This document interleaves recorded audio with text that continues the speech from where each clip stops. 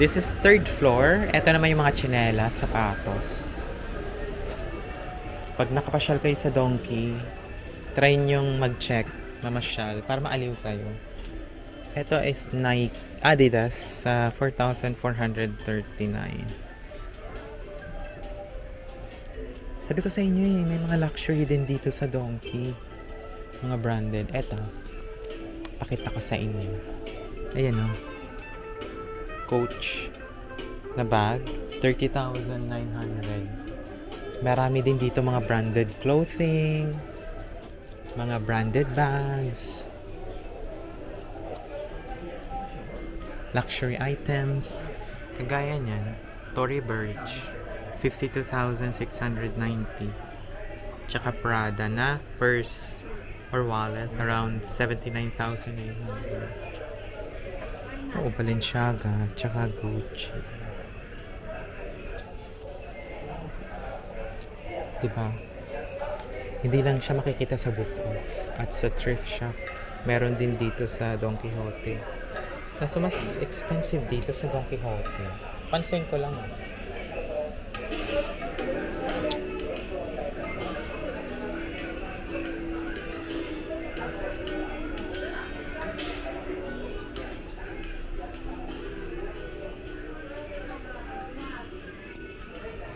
Ito yung mga luxury bags dito sa Don Quixote.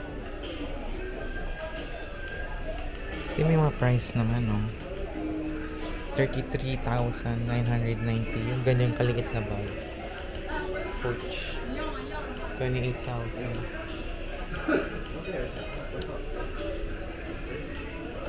Ito mga purse. At syempre, may mga allowance din dito, guys. 19,900. Hindi ko alam kung legal ba tong ginagawa natin. Pero dahil gusto ko talaga i-share to at i-vlog to, sayang naman yung opportunity. Dito na tayo sa Don Quixote. Diba? I-push na natin. Yung mga pendant from Gucci. 43,890. Mga sing-sing din. Hindi ko alam kung mga gawa yan sa gold, ha? Comment down below sa mga nakabili ng mga ganitong items kung gold talaga sila. Ito may diamonds. 17,900. Ito naman is around 10,400. Mga MK na pendant, necklace. Yan, tsaka hikaw.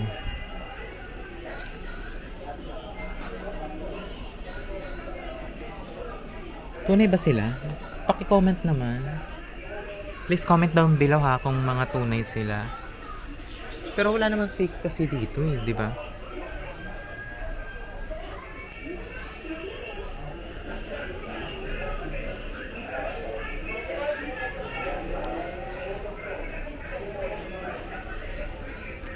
I also don't know if bago silang mga items kasi nakikita ko na mukha naman silang bago.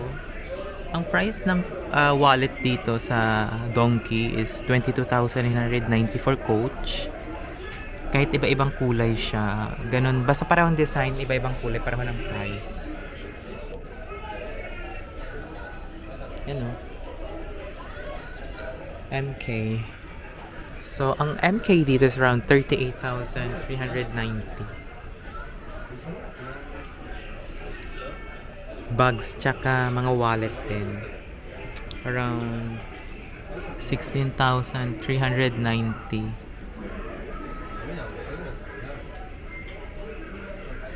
Sa mga mahihilig sa relo, G-Shock meron din dito around 18,400, 23,000. Yun ang price.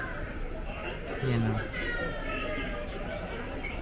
12,500 yung Casio tsaka G-Shock. Ito, 14,500.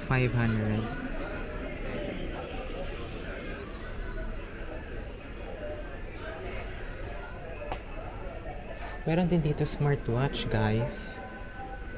Ito, 7,139.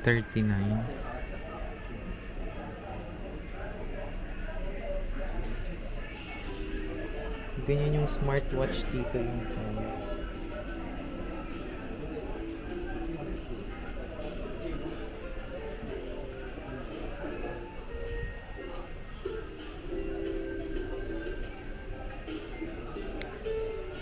Ito yung mga gold, oh. Ay, stainless pala.